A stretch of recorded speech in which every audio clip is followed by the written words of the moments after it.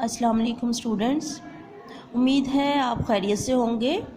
پڑھنے سے پہلے دعا کے لیے ہاتھ اٹھائیں، ہم دعا مانگتے ہیں۔ صلی اللہ علی حبیبہ محمد وآلہ وصحبہ وسلم۔ رب اشرح لی صدری ویسر لی امری واحلل عقدۃ من لسانی یفقہوا قولی۔ ربی یسر ولا تعسر، ربی زدنی علما یا فتاح وتمم بالخیر وبک نستعین۔ اللہم افتح علینا حکمتک وانشر علینا رحمتک یا ذا الجلال والاکرام، آمین۔ صلی اللہ علی حبیبہ محمد وآلہ وصحبہ وسلم۔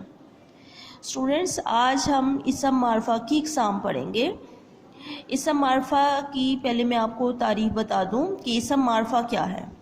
اسم معرفہ وہ اسم ہے جو کسی خاص چیز، شخص یا جگہ کے نام کو ظاہر کرے، جیسے کوہ ہمالیہ، بانگ درا، لاہور، محمود۔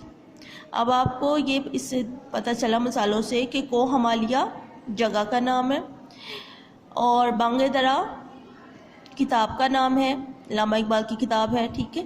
لاہور جگہ کا نام ہے، لاہور شہر ہے، اور محمود کسی خاص لڑکے کا نام ہے۔ اب ہم پڑھیں گے اسم معرفہ کی اقسام۔ تو اسم معرفہ کی 4 اقسام ہیں۔ نمبر 1 اسم علم، نمبر 2 اسم ضمیر، نمبر 3 اسم اشارہ، نمبر 4 اسم موصول۔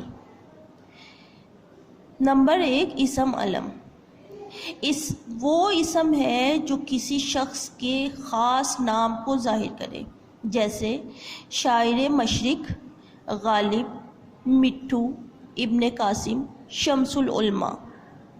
اب ان مثالوں میں اگر آپ دیکھیں تو شاعر مشرق جو ہے وہ علامہ اقبال کا وہ خاص نام ہے جو ان کو ان کی خوبی کی وجہ سے ملا، اسے لقب کہتے ہیں، ٹھیک ہے۔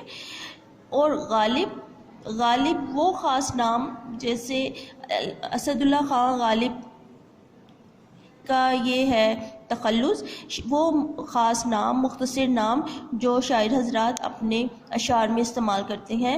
اسد اللہ خان جو ہیں وہ اپنے اشعار میں غالب اپنا تخلص استعمال کرتے ہیں۔ مٹھو ہے، یہ ہے عرف، جیسے محبت میں بچوں کو پیار سے کہا جاتا ہے تو پیار سے جو نام رکھا جائے وہ عرف ہوتا ہے۔ ابن قاسم یہ کنیت ہے، یعنی کنیت وہ جو باپ، ماں، بیٹے یا کسی اور تعلق کی وجہ سے پکارا جائے وہ ہوگا کنیت۔ اور شمس العلماء جو ہے وہ خطاب ہے، یعنی وہ خاص نام جو کسی خوبی کی وجہ سے حکومت کی طرف سے دیا جائے، ٹھیک ہے۔ اب ہم اس کی دوسری قسم پڑھیں گے۔ اسم معرفہ کی دوسری قسم ہے اسم ضمیر، وہ اسم ہے جو کسی دوسرے اسم کی جگہ استعمال کیا جائے، جیسے ندیم آیا، اس نے سبق پڑھایا اور وہ چلا گیا۔ اس میں اس اور وہ دونوں ضمیریں ہیں جو ندیم کی جگہ استعمال ہوئی ہیں۔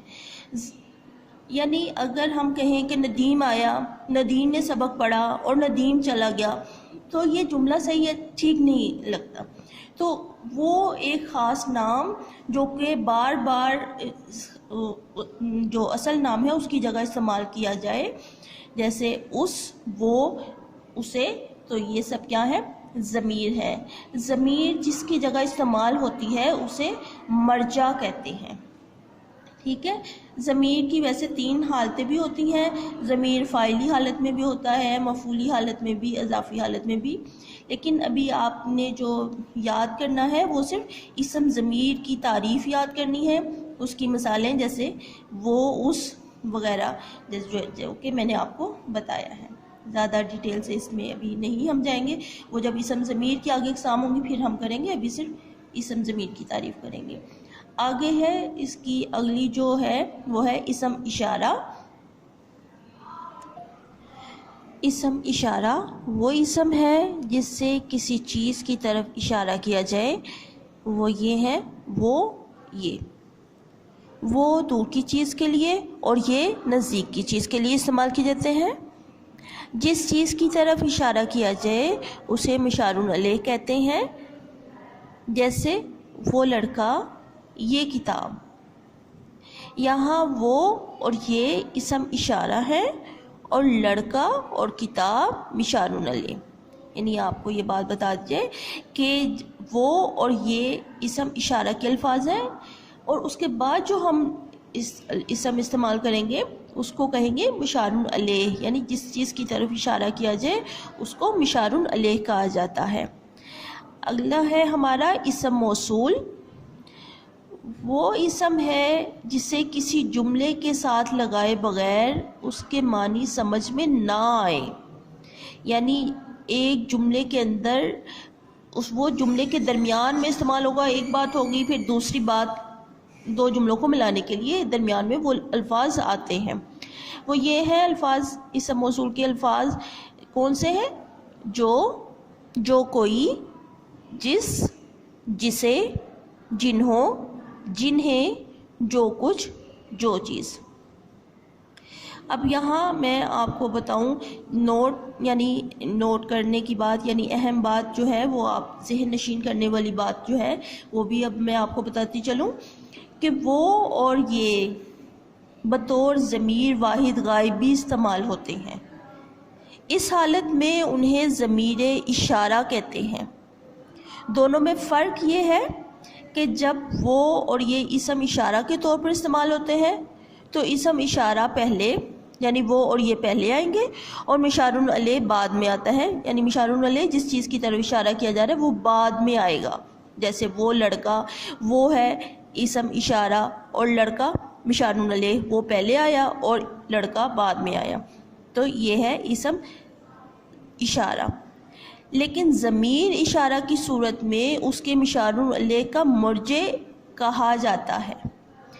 وہ اور یہ سے پہلے ذکر کیا جاتا ہے، یعنی مشار علیہ کا ذکر پہلے ہوگا اور وہ اور یہ کا ذکر بعد میں ہوگا.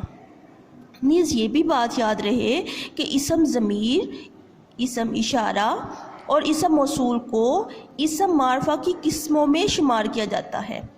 یعنی اسم ضمیر جو ہے اسم اشارہ اور اسم موصول کو بھی اسم معرفہ کی قسموں میں شمار کیا جاتا ہے، کیونکہ اسم ضمیر، اسم اشارہ اور اسم موصول کو جن اسموں سے تعلق بنتا ہے ان کا، یا جن اسموں سے معرفہ یہ بن جاتے ہیں، وہ سب بھی انہی میں آتے ہیں. ٹھیک ہے، امید ہے آپ کو اس کی سمجھ آئی ہوگی.